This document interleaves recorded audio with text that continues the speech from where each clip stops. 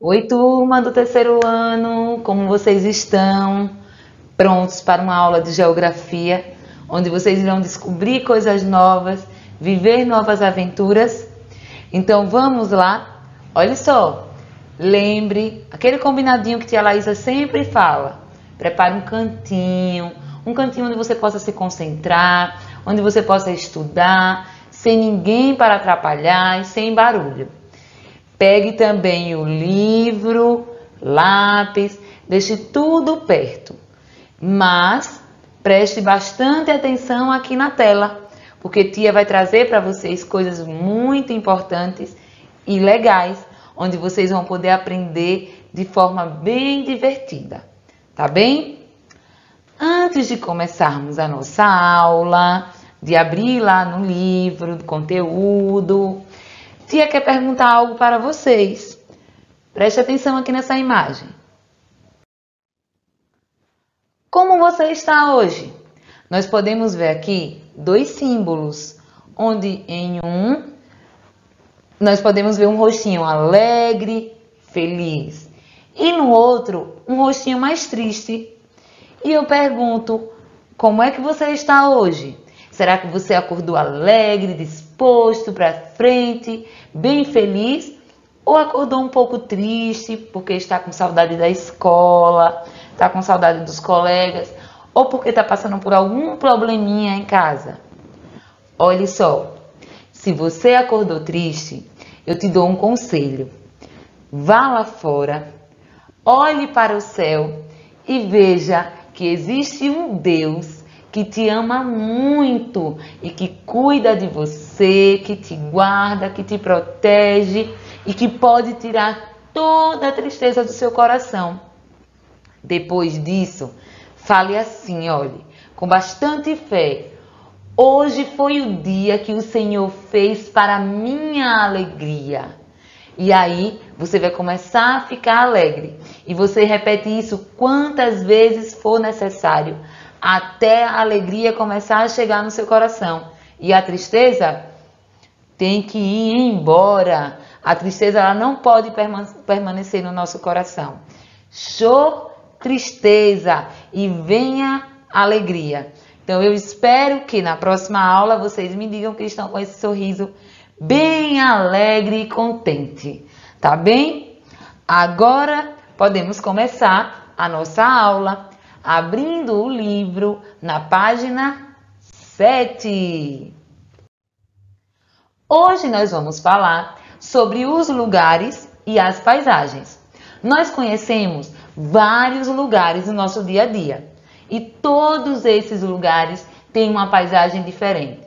Seja uma paisagem natural, onde tem muitas árvores, rios, animais, ou seja uma paisagem cultural, aquela que já foi transformada pelo homem, onde tem casas, construções, algumas poucas árvores.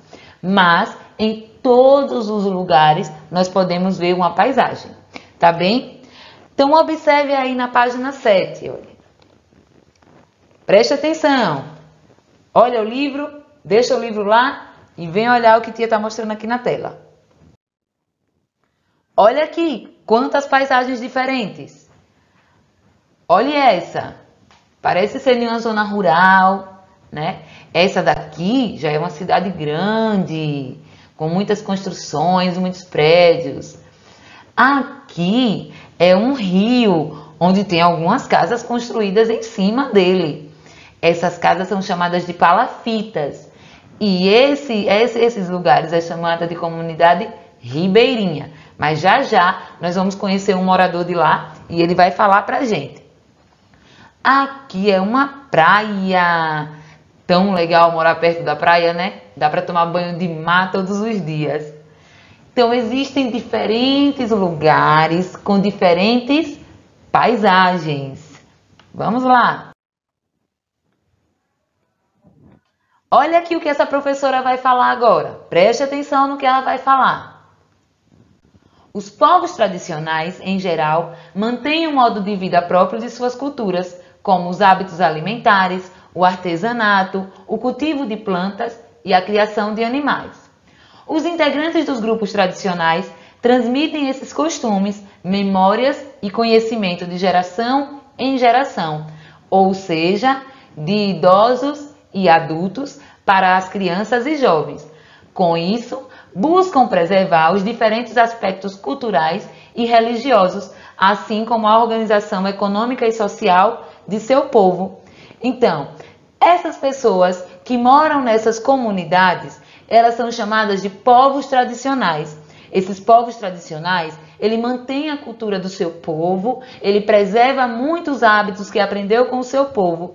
E esses costumes e hábitos são passados de geração a geração, ou seja, dos mais velhos, dos adultos, dos idosos, para os mais novos, as crianças, os jovens. E assim, eles continuam a transmitir essas culturas, né, desses povos tradicionais. Agora nós vamos conhecer alguns desses povos tradicionais. Preste bastante atenção. Olha aqui uma comunidade caiçara. Uma comunidade caiçara é uma comunidade que fica próxima às praias, ou seja, são comunidades de pescadores. A atividade econômica que se desenvolve ali é a pesca. Veja só esse menino, ele vai falar um pouquinho sobre essa comunidade que ele mora. Eu sou caiçara, moro em uma comunidade à beira-mar. Aqui comemos muitos peixes que pescamos e também produtos de nossa agricultura. Além disso, vendemos lindos artesanatos. Então, nesses lugares que recebem muitos turistas, eles podem vender o produto deles, que é o artesanato, e comer muito peixe, tomar banho de mar, viver livremente na natureza. Essa é uma comunidade caiçara, um povo tradicional. Esse costume que esse garotinho está falando, que ele pratica nessa comunidade, ele herdou dos povos antepassados dele, como dos pais, dos avós, e aí ele trouxe para o dia a dia dele, né, para a realidade dele. E assim ele vai passando esses costumes para as próximas gerações, para os filhos dos filhos dos filhos dele. Agora vamos falar sobre uma comunidade chamada de comunidade quilombola. Olha aqui o que essa garotinha de uma comunidade quilombola vai falar. Eu vivo em uma comunidade quilombola na área rural. Grande parte dos alimentos que consumimos são produzidos pelas atividades agrícolas de nossa comunidade. Na cidade, vendemos parte do que cultivamos. Então, essas pessoas vivem em grupos onde eles produzem os seus alimentos, plantam ali na natureza, colhem, utilizam para o seu próprio consumo e muitas vezes eles vendem esses produtos nas cidades. Essa é uma comunidade de um povo tradicional, é uma comunidade chamada de comunidade quilombola. Vamos conhecer aqui outro povo tradicional. Tia, onde é que eu estou vendo, onde é que eu vou ver isso? Podem ir acompanhando aí na página 8, 7 e 8. Mas é bem mais interessante ficar olhando aqui para a tela, tá bem? Olha só, outro tipo de comunidade. É uma comunidade ribeirinha. Pessoas que vivem próximos de rios e constroem suas casas ali, no entorno dos rios ou em cima dos rios. Veja o que essa garotinha que mora numa comunidade ribeirinha vai falar. Moro em uma comunidade ribeirinha. Nossas casas são construídas sobre estacas de madeira para nos proteger das águas do rio nos períodos de cheia. Usamos muito os rios como caminho para irmos de um lado para outro. Por isso, os barcos são nossos principais meios de transporte. Olha aí o garotinho aqui andando de barco. Isso porque, por morar em uma comunidade onde precisa se locomover, eles utilizam como meio de transporte os barcos, já que esses lugares são lugares alagados durante a maior parte do ano. Esses rios estão cheios durante grande parte do ano, tá bem? Olha como são as construções em cima dos rios. Essas casas são chamadas de palafitas, que são construções em cima dos rios. E aqui nós temos, né, falando sobre o município, a cidade, as pessoas que moram nas cidades, as tradições, a cultura dela é totalmente diferente, né, ou um pouco diferente daquelas que moram nas outras comunidades que nós vimos agora há pouco, né? Essas comunidades que nós vimos, caiçara, quilombola, né, e ribeirinha são comunidades tradicionais, né, que eles aprendem a cultura deles ali, vão passando de geração a geração. Agora nós vamos ver o que esse garoto que mora em um município vai falar. Ele diz assim: eu moro numa cidade grande, nela tem prédios bem altos e muitos carros nas ruas. Minha família mora em uma casa com quintal, onde gosta de brincar. Olha aí como é a vida dele na cidade, né? Eles moram em uma casa onde tem quintal e ele gosta de brincar, e ele mora em uma cidade grande. Talvez seja nessa cidade aqui que nós estamos vendo na foto. Então, nós aprendemos um pouquinho sobre os povos tradicionais e pessoas que vivem nas cidades. Aqui são diferentes culturas. Agora, vamos abrir o nosso livro nas páginas 16 e 17. Olha aqui, página 16 e 17. Aliás, aqui, página 16 e 17. Nessas duas páginas, podemos deixar o livro lá bem aberto, lá na mesa. Nós podemos ver uma paisagem muito bonita, uma paisagem com verde, com muitas plantas, com muitas árvores, muitas flores, animais, rio, né? Vocês sabiam que nós podemos perceber as paisagens de diversas maneiras? Não só com o nosso olhar, mas nós podemos sentir o cheiro da paisagem, o cheiro do lugar. Nós podemos ouvir os sons que são emitidos naquele lugar. Nós podemos sentir na pele o vento, a brisa, o calor do sol. Então, nós podemos perceber as paisagens de diversas formas, além da visão. Olha só.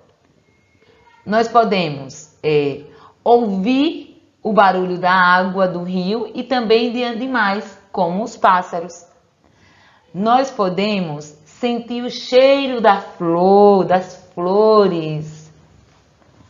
Nós podemos caminhar e sentir o calor, a luz do sol e o frescor do vento. E as pessoas, as casas e as lavouras podem ser observadas por todos nós. Aqui, Tia está falando, olha só, né, nessas frases que Tia colocou aqui em cima. Tia está falando desse menino aqui chamado Mário. Ele está passeando com a mãe em uma paisagem e ele está observando a paisagem de diferentes maneiras, como ouvindo o barulho da água, dos animais, como os pássaros. Ele está sentindo o vento, o sol. Ele está sentindo o cheiro da flor, das flores, e ele está observando as pessoas, as casas, as lavouras. Então, nós podemos observar as paisagens de diferentes maneiras e podemos reconhecer, viu? Nós podemos reconhecer essas paisagens de diferentes maneiras, pelo cheiro, pelo tato, né? Pelo sentir, pelo tocar. Agora abram aí o livro na página 18. Olha aqui, página 18, para concluirmos esse assunto. Na página 18 nós podemos ver um garotinho e uma garotinha. Olhem eles aqui. Eu me atrapalho, eu uso esse dedo, mas na verdade é esse. Olhem eles aqui. E aí eles estão falando como podem observar as paisagens em volta deles, né? Mário, naquele caminho que Mário estava percorrendo, lá nas páginas 16 e 17, ele estava observando vários elementos de diferentes maneiras. E aqui nós vamos ver quais são as maneiras diferentes que nós podemos observar as paisagens. Olha aqui o que essa menina está falando. Podemos utilizar a visão para observar os elementos presentes nas paisagens e também fazer uso de outros sentidos humanos, como a audição, o olfato e o tato. Esses outros sentidos nós podemos observar as paisagens à nossa volta. E olha o que o garotinho fala.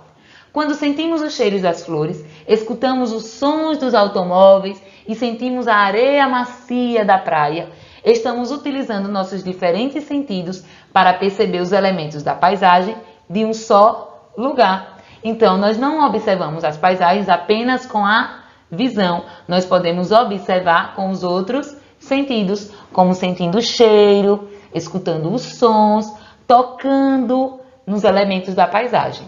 E assim nós podemos reconhecer diversos elementos.